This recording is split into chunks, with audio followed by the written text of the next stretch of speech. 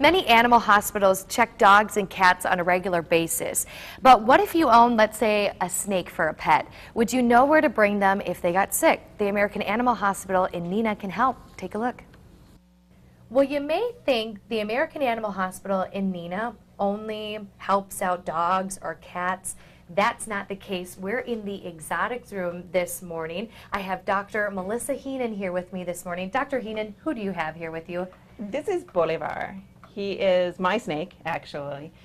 He was a rescue from the Fox Valley Humane Society. He was found by a woman riding her bicycle out in Seymour.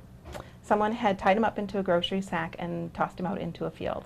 Oh my gosh, and you said when you found him too, when he was found, I mean, you could see his ribs. I mean, tell me about the condition he was in. Yeah, he was in rough shape. He clearly had not eaten for a while, was very, very thin. You could see the tips of his spine all the way down his back, covered in mites, very dehydrated. The shelter did a great job of getting him fixed up and fattened up, and then we just had to do some maintenance stuff as far as the mites go. Well, if someone has an exotic animal, you can help them out here at absolutely. the American Animal Hospital. We were talking before that it's almost like, you know, examining a dog or a cat, but how would you examine, let's say, a snake like this, listening to its heart? Well, the weird thing about snakes is that in order to swallow large prey items, their heart is actually mobile and can move up and down the length of the chest. And so generally when I'm examining a snake, we start with all of the easy to see outside bits, looking at the eyes, the mouth, the nose, and then I will have them wrapped up like this or have an assistant hold them depending on their size. And then we flip him over to try and locate his heart. And you can sometimes actually see it beating.